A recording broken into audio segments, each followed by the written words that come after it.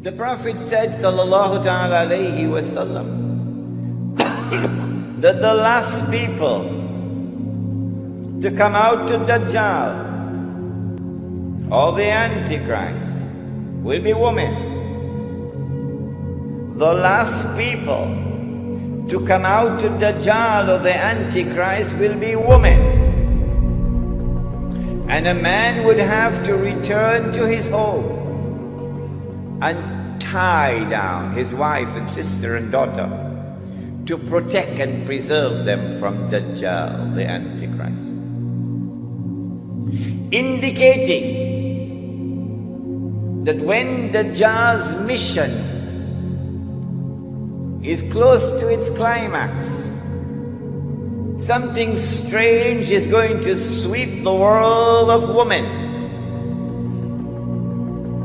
That they are going to be deceived, utterly deceived. That what would appear to them to be the road to progress, which they will eagerly grasp and embrace, what would appear to them to be a revolution in the world of women, the likes of which mankind never witnessed before, would in fact be Dajjal's deception. I believe you will share with me the view that the prophecy of the blessed Prophet Muhammad alayhi salatu wasalam is today being unfolded in the modern feminist revolution and its so-called struggle for women's liberation. But that civilization also gave us women who are dressed and yet naked. All through history, women were always covered. But now, they are dressed and yet naked.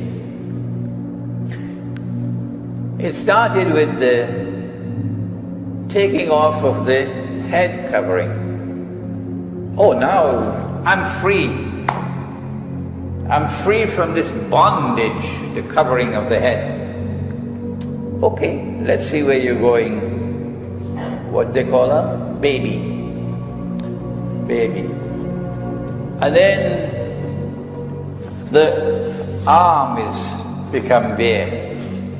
Oh, you're making progress.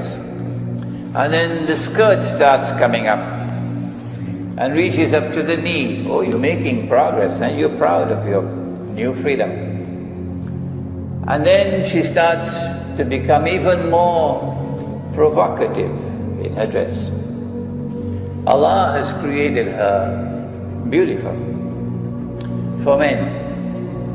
And as she takes off her clothing, the provocation for men increases. Is this happening by accident? It starts over there, and then like a virus it spreads to the rest of the world.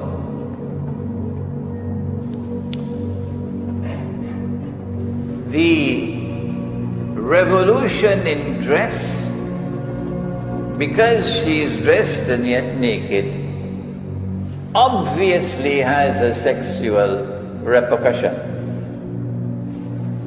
And it leads to a sexual revolution, where the barriers which were built by society concerning the sexual bond are now dismantled. And eventually, sex is as free as the sunshine. You come a long way, baby. Huh? Sex is now as free as the sunshine. Well then, the implication would be universal zina. people eventually won't bother about getting married. Marriage is for the birds. Yeah, we the young ones, we live a different way. We shack up. A boy and a girl decide we want to live together, we shack up. And we say to society, this is a new lifestyle. We shack up. And when we have a falling out, we just shack out.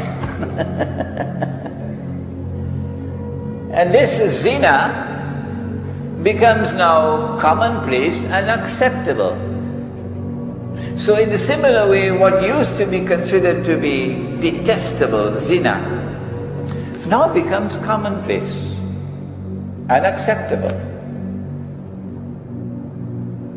Is this happening by accident? If it is not, then we ask, what is the explanation for it? We have an explanation in Islamic eschatology, and this is ours. If you differ, then please tell me what is yours. Nabi Muhammad alayhi salatu wasalam explained to us the sexual revolution. It's not just zina. No. Eventually you reach saturation point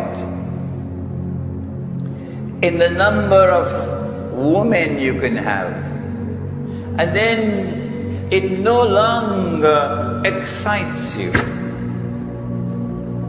So then you turn to something else, because now men will dress like women. Yes. If a man is to dress like a woman, the first thing he has to do, whether you like it or you don't, whether you approve of what I say or you don't, the first thing he has to do is to shave off his beard. It doesn't matter to them that it was Allah put the beard on their face. No, you made a mistake. I'm taking it off.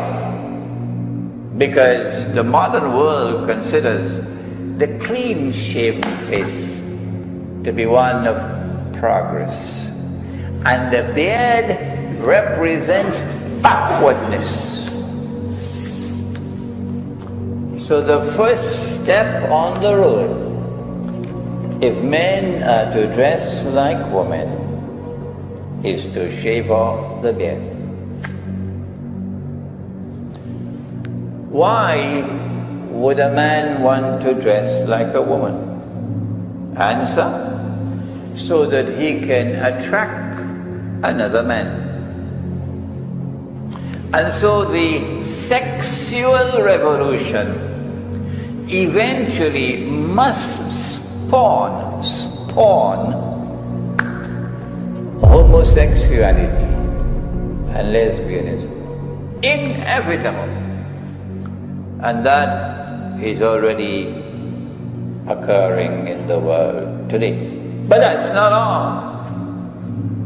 Eventually, you have to search beyond homosexuality and lesbianism to get your high.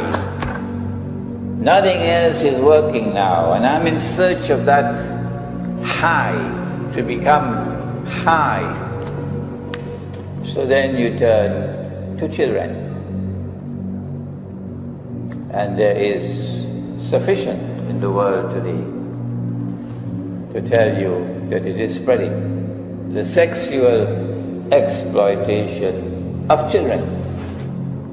Is that the end of the road for the sexual revolution? No. You still have animals left behind. You still have animals.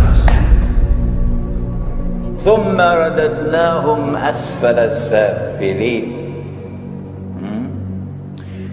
Nabi Muhammad alayhi salatu wasalam gave us the explanation for this phenomenon, this sexual revolution. And he said to us that this was Dajjal's sexual revolution. If you have another answer in your university, in the Department of Gender Affairs, come on and give it to us.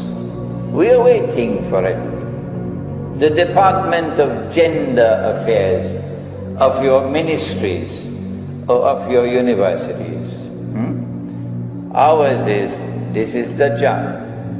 In other words, Dajjal will be brainwashing women, and they'll be so mesmerized, so hypnotized by Dajjal, so totally captivated that they will lose the capacity to think properly.